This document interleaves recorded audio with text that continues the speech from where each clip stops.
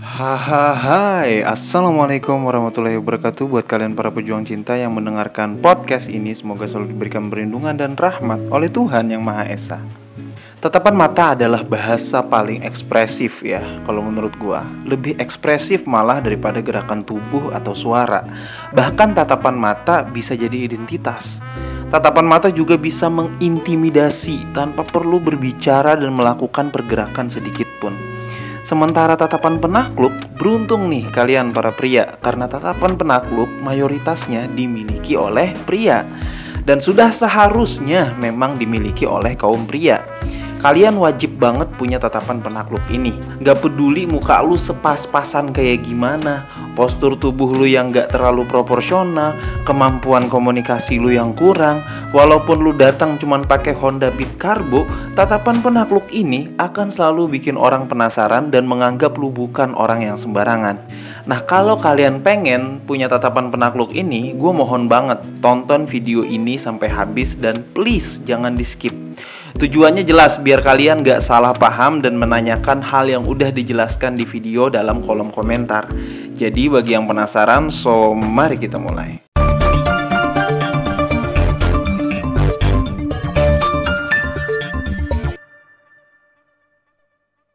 Gak sedikit ya contoh yang kita lihat di sosial media. Ada pria dengan fisik dan muka yang pas-pasan tapi ceweknya cakep banget ya, cantik ya. Dan ketika ditanya kenapa dia bisa suka, jawabannya adalah karena dia gak kuat dengan tatapannya. Dan tentunya banyak contoh-contoh lainnya. Nah, di video ini yang mau gue share ke kalian adalah cara menciptakan tatapan penakluk atau cara membangkitkan tatapan penakluk. Dengerin gue baik-baik dan selalu ingat ini ya. Tatapan penakluk itu akan muncul dengan otomatis ketika kalian sudah melewati banyak hal dalam hidup. Setelah kalian berhasil melalui rintangan terberat dalam hidup ya. Tatapan penakluk akan menjadi identitas bahwa lu bukan pria yang biasa-biasa aja. Atau gini aja deh ya contohnya. Ketika lu berhadapan dengan atasan atau bos lu atau direktur ya dalam sebuah perusahaan, rata-rata nih tatapan para bos itu mengintimidasi bawahannya. Dan kalian ngerasa kayak grogi, gugup, dan susah untuk mengekspresikan semua yang ada di kepala. Bahkan tatapan bos itu bisa bikin kalian menunduk. Dan kalau bisa nih nggak usah ngomong apa-apa karena takut salah. Oke, itu mungkin contohnya terlalu kontras ya, terlalu kayak ya wajar lah dia bos gitu kan. Gue nggak tahu apakah kalian juga pernah mengalami hal yang sama, atau sebagian dari kalian pasti pernah lah bertemu dengan orang yang biasa aja, yang bahkan lu nggak sengaja ketemu di pinggir jalan untuk nanya jalan mungkin, atau ngobrol sekedar nunggu antrian, atau ketemu di warung kopi lah terserah ya. Pernah nggak kalian ketemu sama pria yang ketika kalian ngobrol, tiba-tiba langsung segan gitu? Tiba-tiba kalian langsung ngerasa kayak menjaga sikap di depan dia.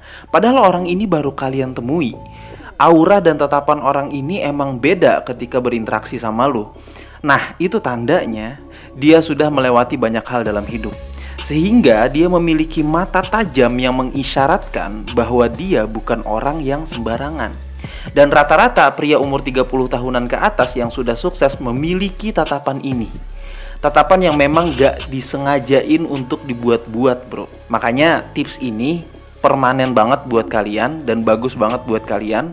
Bukan tips yang dibuat-buat, tapi tips yang memang untuk menciptakan tatapan penakluk. Nah, kenapa ini bisa terjadi? Karena begitu seringnya dia tertimpa musibah dan masalah dan dia mampu melewati itu. Contohnya mungkin ya, pada saat berjuang dia pernah kelaparan, dia pernah ditinggalkan pasangannya di saat lagi di bawah, dia mungkin pernah dalam posisi benar-benar terpuruk, dia pernah ditipu sampai puluhan juta, dia sering dibully dan direndahkan, dan dia bisa melewati itu dengan baik.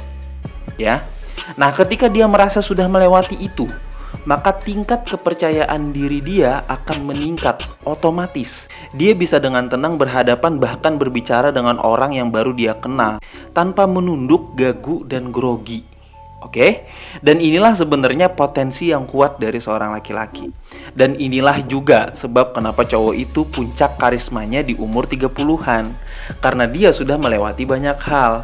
Kan ada tuh artikel yang nulis bahwa puncak karisma seorang pria itu di umur 30-an. Ketika dia memang benar-benar bisa menjaga kesehatan tubuhnya. Ganteng maksimalnya seorang pria tuh di umur 30-an ke atas. Sementara perempuan puncak karismanya tuh umur 25-an gitulah ya. Nah, bagi kalian nih yang masih berumur 20-an, sebelum terlambat, nikmatilah proses yang ada.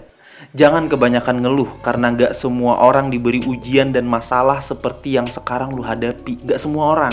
Hanya orang-orang terpilih yang Tuhan anggap dia sanggup untuk melewati itu. Bersyukurlah kalian yang sekarang sedang mengalami musibah dan kalian mampu melewati itu.